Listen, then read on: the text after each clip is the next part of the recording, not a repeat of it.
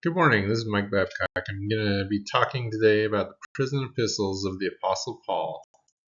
First, we're going to start with some history and details of the Apostle Paul. He's first seen in Acts chapter 6 and 7 as Saul of Tarsus. He was one of the leaders that oversaw the stoning of Stephen in Acts chapter 6.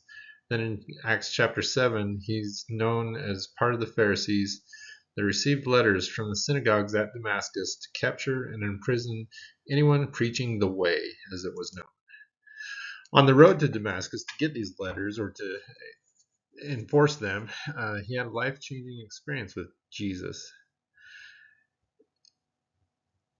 It changed his course, it changed his name, and it changed his outlook. He goes from looking for promoters of the way to being one of the leaders of the promoters of the way, showing the Jesus way from the Old Testament.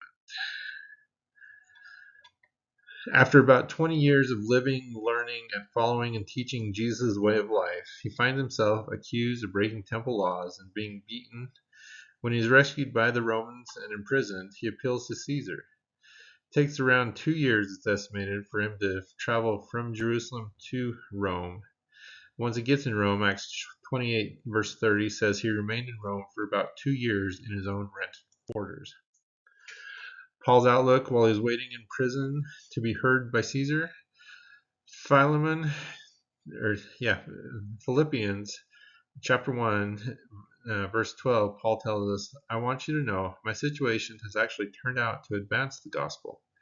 As a result, it has become clear throughout the whole palace guard and to everyone else that I am in chains for Christ. And because of my chains, most of the brothers and sisters have become confident in the Lord and dare all the more to proclaim the gospel without fear. Paul, while in Rome these 2 years, it's known that he writes epistles or letters to the churches. The 4 letters during this time are the Ephesians, written to the church at Ephesus, Philippians, written to the church in Philippi, Colossians, written to the church at Colossae, and Philemon, which is a little different. It was written to a guy named Philemon who was part of a home church in Colossae. People mentioned and their ties in these books.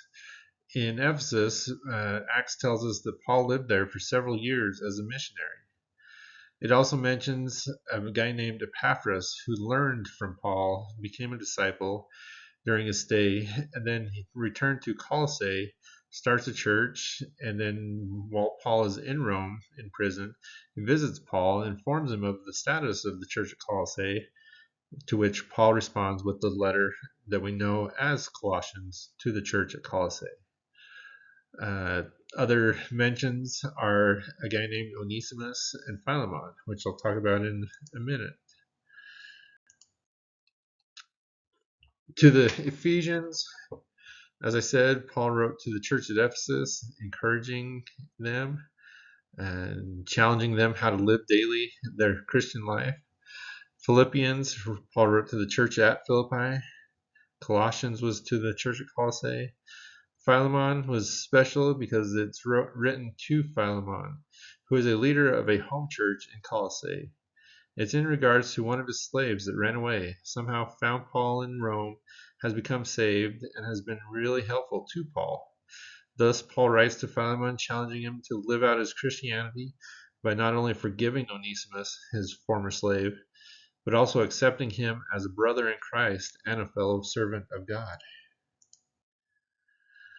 Key themes for all these books Paul writes are living godly, living in love with others, living for Christ no matter your circumstances.